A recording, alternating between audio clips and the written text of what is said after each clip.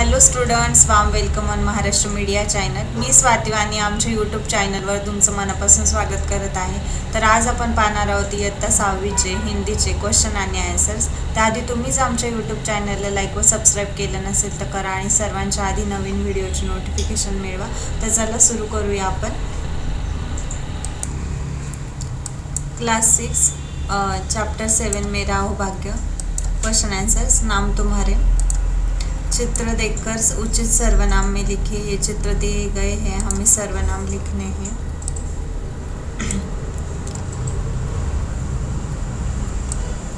मैं, तू, यह, अपने आप, वह, जैसा वैसा, क्या, ये चित्र के सर्वनाम हैं.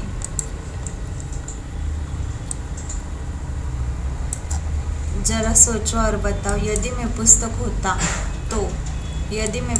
होता तो स्वयं पुस्तक होना अपने आप में एक बहुत बड़ी बात है. यदि मैं पुस्तक होता तो लोगों को और दुनिया को ज्ञान देने में मेरे कर्तव्य को भली भांति निभाता. मैं विद्यार्थी के बौद्धिक और शारीरिक और सर्वांगीण विकास का ध्यान रखते हुए उन्हें मार्गदर्शन करता. सारे संसार को जीवन उपयोगी और मूल्यवान विचार प्रदान करता. पूरी मानव जाति के लिए उनके भले के लिए अपना पूरा जीवन त्याग देता. भाषा की ओर. निम्नलिखित शब्दों के लिंग वचन बदल कर लिखिए. ये देखिए. भैंस भैंसे, भैंसा भैंसे, बिल्ली बिल्लिया बिल्ले, घोड़ा घोड़े, नागिन नगिने नाग, चूहा चूहे चूहे. सुनो तो जरा. दैनिक समाचार सुनेंगे और मुख्य समाचार को फलक पर लिखकर कक्षा में सुनाएंगे. आंसर. प्रश्न का उत्तर छात्र स्वयं तैयार करेंगे. बताओ तो सही. अपने मनपसंद व्यक्ति का साक्षात्कार लेने हेतु कोई प्रश्न लिखिए. पंतप्रधान श्री नरेंद्र मोदी जी. महोदय, आपका पूरा नाम क्या है? आपका जन्म कब और कहाँ हुआ? आप अपने जीवन में क्या बनना चाहते थे? आप अपने देश के लिए क्या करना चाहेंगे? आपके विचार से देश के सामने खड़ी सबसे बड़ी समस्या कौन सी है? वाचन जगत से. संत तुकाराम के अभंग पढ़ेंगे और गाएंगे. आंसर. तुकाराम बहुत मीठा रे, भर रखे शरीर तन करू नवारी, उतारू पैल तीर. मेरी कलम से. अपने परिवार से संबंधित कोई संस्मरण लिखिए. आंसर. मनुष्य के जीवन से उसके कई संस्मरण जुड़े होते हैं. गत वर्ष मैं अपने परिवार के साथ अहमदाबाद गया था.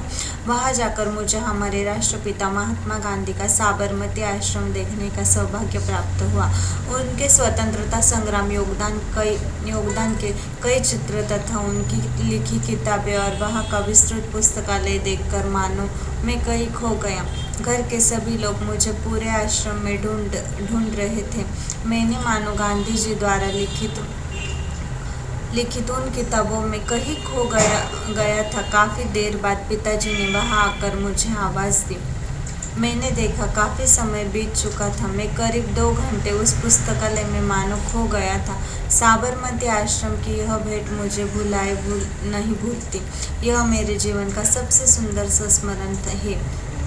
एक वाक्य में उत्तर लिखो. साहित्यिक कार्यक्रम कहाँ होने वाला था? साहित्यिक कार्यक्रम शांत निकेतन में होने वाला था.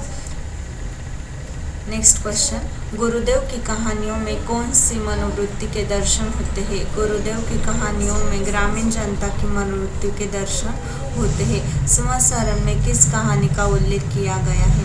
संस्मरण में काबुलीवाला कहानी का उल्लेख किया गया है. लेखक आनंद विभोर क्यों हुए? लेखक आनंद विभोर इसलिए हुए क्योंकि लेखक जिस कमरे में ठहरे थे उसी कमरे में गुरुदेव रविंद्र ठाकुर ने गीतांजलि का अधिकांश भाग उसके बरामदे में लिखा था. हिंदी वालों के दल को कहाँ ठहराया गया था? हिंदी वालों के दल को शांति निकेतन के सुंदर अतिथि भवन में ठहराया गया था. स्वयं अध्ययन। महान विभूतियों की सूची बनाकर उनके कार्य का उल्लेख करते हुए निबंध लिखिए। ये महान अतिथि ये सभी महात्मा गांधी, सुभाष चंद्र बोस, लोकमान्य तिलक, लाल बहादुर शास्त्री, सरदार वल्लभ भाई पटेल, पंडित जवाहरलाल नेहरू। देश के देश की महान विभूतियों का योगदान। हमारे देश में प्राचीन काल में देश को स्वतंत्र कराने के लिए कई वीरों ने अपने प्राणों का बलिदान कर दिया, जिनके बलिदान के कारण आज हम खुली हवा में सांस ले रहे हैं। महात्मा गांधी जी ने लोगों को सत्य और अहिंसा की सीख दी तथा करो या मरो इस नारे के माध्यम से लोगों का हौसला बढ़ाया। अपनी स्वतंत्रता हासिल करने के लिए लोकमान्य तिलक ने ब्रिटिश सरकार को बताया कि स्वराज्य मेरा जन्मसिद्ध अधिकार है, उसे मैं लेकर ही रहूँगा। उनकी इस घोषणा ने लोगों में सराहनीय जोश का संचार किया। सुभाष चंद्र बोस ने तुम मुझे खून दो, मैं तुम्हें आज़ादी दूंगा, यह कहते हुए सभी युवकों और देशवासियों को संगठित होने का संदेश दिया। लाल बहादुर शास्त्री ने देशवासियों को स्वतंत्रता का महत्व समझाया और अंग्रेजों को देश से उखाड़ फेंकने के लिए लोगों में स्वतंत्रता की अलख जगाई। इस प्रकार देश के कई महापुरुषों ने स्वतंत्रता आंदोलन में अपना सहयोग दिया। इन सभी महापुरुषों के योगदान के कारण ही हमारा देश 15 अगस्त 1947 को स्वतंत्र हो गया। सदैव ध्यान में रखो, उल्लेखनीय कार्य ही व्यक्ति को महान बनाते हैं। इस संसार में प्रतिदिन कई लोग जन्म लेते हैं तो कई मृत्यु हो जाते हैं। संसार में सभी को याद नहीं रहता। जो व्यक्ति अपने कार्यकाल में समाज एवं अपनी संस्कृति के लिए कुछ अतुलनीय कार्य करते हैं, उसी व्यक्ति को संसार याद रखता है।